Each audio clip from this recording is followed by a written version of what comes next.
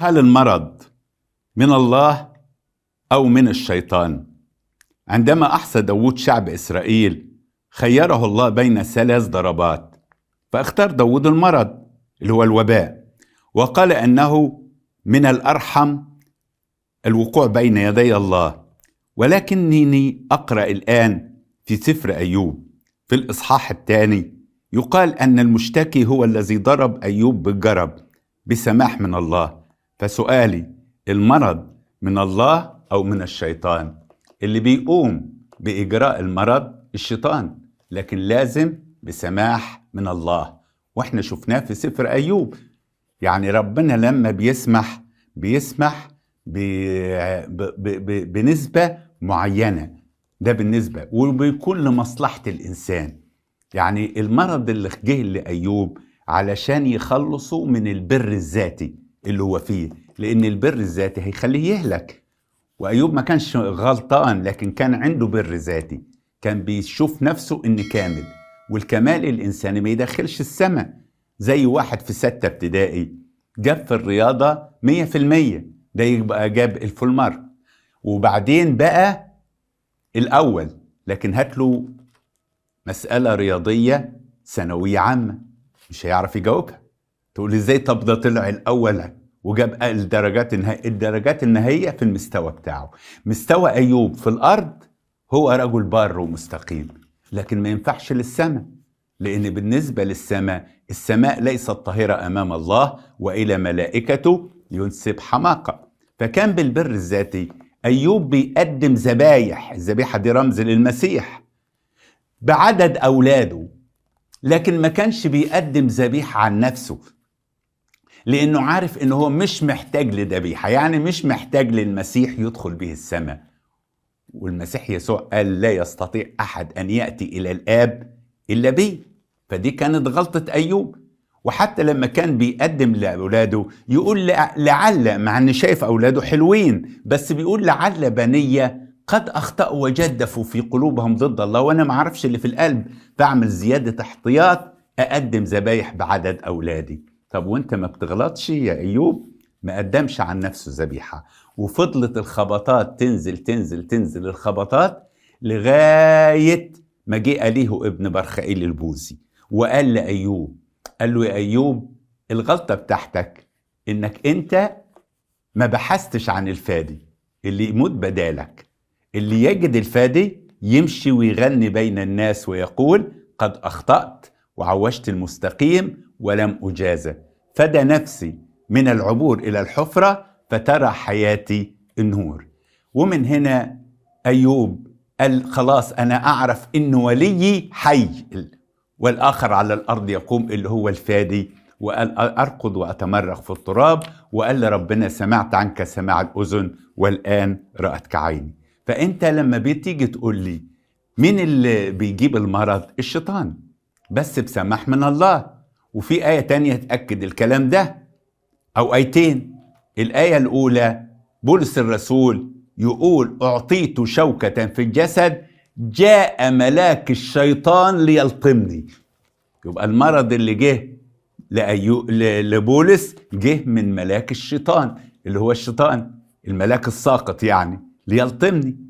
وبعد كده بولس الرسول في واحد اتجوز مرات أبوه، وده غلط، قال ينبغي إن مثل هذا يسلم للشيطان لهلاك الجسد عشان تخلص الروح، لأن إذا تألم الجسد كف عن الخطية.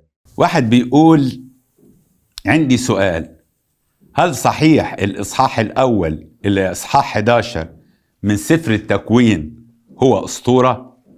أنا انصدمت كتير عندما سمعت هذا من أحد القساوسة، وكذلك قالوا بأن مريم العذراء استغفر الله بأنها تزوجت وكان لها أولاد من بعد يسوع، وأنا ولن أصدق هذا حتى لو كان حقيقة. لا سمح الله، لا أستطيع أن أصدق ما قالوا هذا القس. شوف، أنا مش مستغرب على سؤالك، لأن المسيح عرفنا بكل حاجة، وقال إن نجوم السماوات تتساقط. مين هم نجوم السماوات؟ خدام.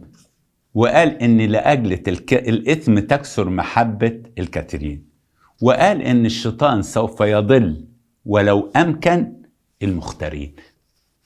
فدي ما تخوفناش لما يكون واحد مختار وضل، دي ما تخوفناش.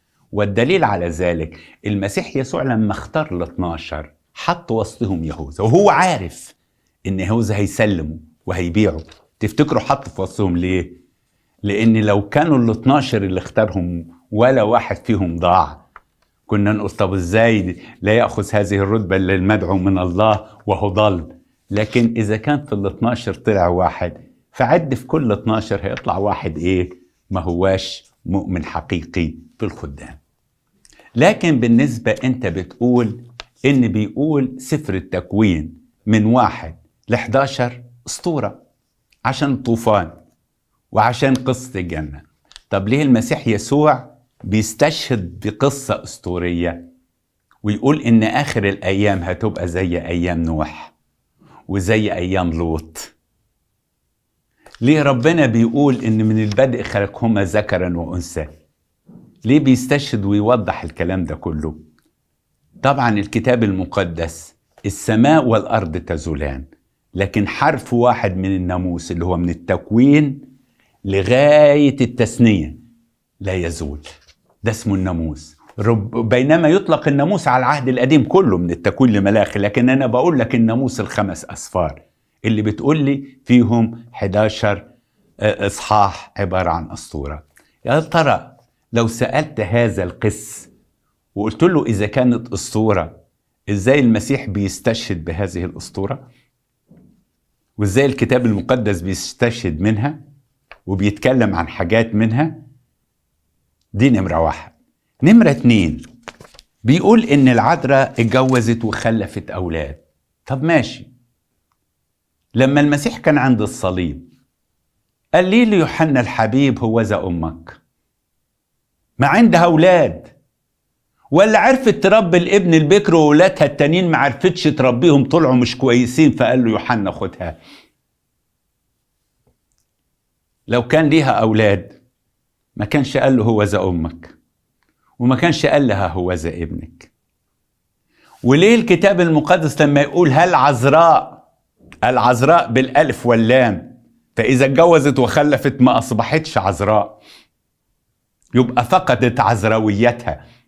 يبقى منين عذراء وهي دائمة البتولية؟ العذراء مريم كانت مخطوبة، يعني مكتوب كتابها ليوسف. لو بتفكر انها ترتبط بيوسف لانه يعتبر مراته، حتى الملاك لما جه يكلمه قال له لا تخف ان تأخذ امرأتك، دي امرأتك. ولما جالها الملاك وقال لها تحبل، قالت له ازاي وانا نادرة البتولية؟ كيف يكون هذا وانا لست اعرف رجل؟ لا مش هعرف رجل في حياتي، انا نادرة البتولية. قال لها بتوليتك مش هتتكسر، ده الروح القدس يحل عليك وقوة العلي تظللك، لأن المولود مني قدوس ويدعى ابن الله. يبقى إذن العذراء هنا بيبين الكتاب إنها دائمة البتولية. أي بنت تكون مخطوبة ويجي لها واحد عراف يقول لها أنت هتخلفي ولد ويبقى مهندس، مش هتستغرب، هتقول أنا مخطوبة وبكرة هتجوز وخلف ولد ويطلع مهندس. لكن واحدة نادرة بتوليتها ويقول لها هتخلف ولد وأنا بتولة، يعني معناها هكسر نذري؟ طبعا نذرها ما انكسرش. طب وبعدين لما بيقول في حسقيال عن المسيح دخل وخرج والباب مغلق، وقال هذا الباب دخل منه الملك لا يدخل منه أحد، يبقى كيف يخرج منه أولاد آخرين؟ الله يسامحني ويسامح كل واحد بيتكلم أي كلام. علم الله المسبق الذي يبدو تناقضا مع حرية الإنسان. ليه تناقض؟ طيب ماشي، الله يعلم كل شيء عن الإنسان قبل أن يخلقه، فالله خلق آدم وهو يعلم قبل أن يخلقه أنه سيخطئ. هل كان من ممكن لآدم ألا يخطئ؟ إن كانت الإجابة نعم، فإن الله سيكون مخطئ في معرفته، وإن كان لا فآدم ليس له خيار آخر. بالمثل مع البشر الذين خلقوا والله يعلم من قبل كون الأكوان إنهم سيسلكون، فما ذنبهم؟ والله حكم عليهم قبل ما يكونوا، فالأفضل ألا يخلقهم الله، فخير للإنسان ألا يخلق من أن يخلق ويذهب إلى الجحيم. فالله لا يعمل خيرا على الرغم من أنه قال من يستطيع أن يعمل خيرا ولا يعمل فهذه خطية له. السؤال ده جاوبته أكتر من مرة. يا صاحب السؤال، هناك فرق بين إرادة الله وعلم الله السابق. علم الله السابق الماضي والحاضر والمستقبل كائن أمامه. وقلت في مثل كان ضربهن المتنيح الأنبا غريغوريوس، قال لنا نفترض أنت واقف وبينك وبين الحيط مترين، وفي صرصار ماشي واقف في نص الخط، فقال لنا الخط للصرصار من ساعة ما طلع لغاية ما وقف اسمه الماضي، والحتة اللي وقف فيها اسمها الحاضر، والحتة اللي ماشي فيها لغاية الحيط اسمها المستقبل. لكن انت شايف الخط كله ماضي وحاضر ومستقبل. ده علم الله. هل احنا بنتحكم في الصرصار؟ لا، دي معرفة. مدرس شاطر جدا دخل الفصل اول السنة، ادى اول حصة، وقف يسأل الاولاد، وبعد ما خلصت الحصة قال الولد ده هيطلع الاول على الفصل والولد ده هيسقط. وفعلا اخر السنة الولد ده طلع الاول والولد ده سقط. هل المدرس هو اللي حدد كده؟ لا، في فرق بين ارادته وعلمه. لو سألت المدرس يقول انا اتمنى ان فصلي كله يطلع من الاوائل، دي امنيته. فإرادة الله يريد ان الجميع يخلصون والى معرفة الحق يقبلون، فدي معرفته. لكن ارادته تيجي تقول لي طب لما ربنا بمعرفته عارف ان هيهلك خلقه ليه؟ طب يبقى ربنا ما كانش مفروض ان يخلق. هو خلق الانسان، وكل ما تكسر الخطية بيبعت له النعم وبيبعت له كل حاجة. وانت وانا يا صاحب السؤال هنقف قدام ربنا في يوم من الايام وهيوري لك انك انت بلا عذر ايها الانسان. يعني لما تقف قدام ربنا هيقول لك انا اديتك اكتر من 2 مليون فرصة وانت ما استفدتش بيها. فان كنت انت حكيم فانت حكيم لنفسك، وان استهزأت فانت تتحمل وحدك. تيجي تقول له طب خلقه ليه؟ يبقى اذا ربنا خلقه لان ادانا الحرية. احنا شبه الله، وبما ان الله حر ادانا الحرية، وادانا حرية الارادة، وادانا الامكانيات، وادانا كل حاجة تبين ان احنا في الخير اقوى من الشر. بس العيب يرجع لينا احنا لو منا بميولنا للشر. فربنا مش واقف كده بيتلكك ولا بالمرصاد للإنسان، لأنك لو كنت للأسام راصدا يا رب من يقف أمامك. يبقى إذن هنا نلاقي الصورة الواضحة الجميلة بتبين لينا إن إحنا بلا عذر. عشان كده داود النبي بيقول له تغلب إذا حكمت، يعني أنت هتغلبني لو أنا اتحكمت. وبيقول له في آية تانية أمامك كل فم يستد. احنا بطبيعتنا كبشر، هقول لك كلمة بس ما تضحكش عليا، في لعبة كنا بنلعبها واحنا شباب اسمها لعبة صلح. ايه لعبة صلح؟ واحد يقف كده يحط ايده كده ويحط ايده كده، واصحابه زملائه يقف، واحد يروح ضربه على ايده ويرفعوا ايديهم كلهم، يبص ويختار مين اللي ضربه. عارف لما واحد تيجي ضرب على ايده شديدة قوي ويبص الاشد واحد ويقول له انت، وممكن ما يكونش هو. احنا كده بالظبط، اي خبطة تجينا نقول له ليه يا رب عملت كده؟ وهو ربنا اللي عمل كده؟ ربنا خلقنا عشان نموت؟ ربنا خلقنا عشان نحيا. ولما احنا وقعنا من محبته هو لم يشفق على ابنه بل بذله لأجلنا، كيف لا يهبنا معه كل شيء. احنا دايما ننسب الظلم لربنا، وأول واحد فينا نسب الظلم لربنا. عارفين مين؟ إبراهيم. إبراهيم لما قال له أنا هحرق سدوم وعمورة، فإبراهيم استغرب، قال له أديان الأرض كلها لا يصنع عدلا؟ عارف كلمة لا يصنع عدلا يعني ايه؟ يعني كده تبقى ظالم. وربنا بكل حنية وحنان، ليه يا إبراهيم بتتهمني إن أنا مش عادل؟ قال له نفترض إن في 50 واحد كويسين، تاخدهم في الرجلين تحرق المدينة بما فيها الناس الحلوة؟ قال له طب العدل في نظرك يا إبراهيم إيه؟ البار انقذوا والشرير احرقوا، ده العدل. قال له ده عدلك؟ قال له اه. قال له طب اسمع بقى يا اللي بتتهمني بالظلم، لو 50 واحد حلوين انا هسامح كل الوحشين، يبقى عدلك يا انسان ولا عدل انا؟ واحد بيسأل سؤال بيقول عند موت الانسان تنفصل الروح عن الجسد، فأين تذهب النفس البشرية؟ هل تموت أم تكون متحدة بالروح؟ علشان نجاوب السؤال ده لازم نعرف ايه هو الروح وايه هي النفس وايه هو الجسد. الروح هي نسمة الله القدير، روح القدير تعقلهم، دي روح نسمة خارجة من الله. الجسد متاخد من التراب.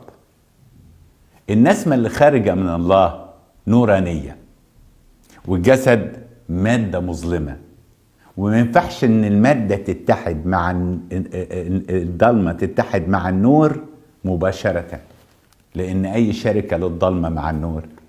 ازاي الروح تتحد بالجسد؟ ودي من عالم مادي ودي من عالم نوراني سماوي.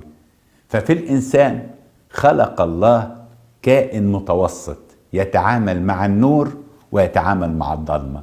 هذا الكائن اسمه النفس. دي اسمها أثيرية ومأخوذة من الأثير، من الطبيعة. فالنفس متاخدة من الطبيعة. النفس رابطة الروح من ناحية ورابطة الجسد من ناحية. عارف بالظبط زي ايه؟ زي الكرة الهوليوم اللي كنا بيجيبوها من المعرض. الكرة دي رمز للروح مليانة هوليوم، والتقل اللي من تحت ده رمز للجسد، والخيط اللي بيربط بين التقل وبين الكورة هي دي النفس. ايه هو الموت؟ قص الخيط اللي بتموت النفس، يتقص الخيط، لان النفس عايشة في الدم، والدم لما يتجلط النفس تموت. بمجرد ما تقص الخيط الجسد ما بيموتش، بيرجع لأصله، يعود التراب إلى التراب، والروح تطلع عند خالقها. زي الكورة كده، تقص التقل يقع في الأرض والكورة تطلع لفوق. أنا بوري لك من أجل إيه؟ من أجل التقريب. تيجي تقول لي طيب الروح مأخوذة من الله، يبقى تتغذى على الله. كتاب الله، كلمة ربنا، سر التناول، كل حاجة ترتبط بربنا، الصلاة، العبادة، التأمل في الله، التسبيح، الشكر، كله ده غذاء الروح. الجسد مأخوذ من التراب، يبقى يتغذى على كل اللي بيطلع من التراب، نبات، حيوان، طيور، ياكلوا الجسد. طب النفس تتغذى عليه؟ على الطبيعة. عشان كده لما الروح تشد من ناحية والجسد يشد من ناحية، اللي بيتعب النفس. إلى متى تعرجون بين الفرقتين؟ أكتر حاجة تتعب الإنسان إن عينه في حاجة وفي حاجة. إلى متى تعرجون بين الفرقتين؟ يعني يمكن الإنسان اللي بروحه ماشي في الخطية وبجسده ماشي في الخطية نفسه مش تعبانة. الإنسان اللي روحه ماشية في طريق الله وجسده خاضع لطريق الله نفسه مش تعبانة. لكن اللي ذو رأيين ده متقلقل في جميع طرقه. لما النفس تعيت يقول لك غذيها، نغذيها يقول لك فسحه. يعني ايه فسح؟ يعني يروح البحر، يسافر، يغير جو، يغير هوا. وفعلا بمجرد ما يغير هوا يقول نفسيتي ارتاحت. من هنا اجاوبك على السؤال، هل الجسد يموت؟ لا، الجسد يرجع لأصله، التراب. عاد التراب إلى التراب. الروح تموت؟ لا، ترجع لخالقها. اللي بتموت هي النفس. وفي القيامة على طول في القيامة الجسد هيقوم بجسد نوراني، والروح هتبقى نورانية، فالجسد يرتبط بالروح النورانية. ولذلك حتى لما بنصلي على واحد من المنتقلين بنقول هذه النفس التي اجتمعنا بسببها. ما بنقولش هذا الجسد ولا هذه الروح، هذه النفس التي اجتمعنا بسببها.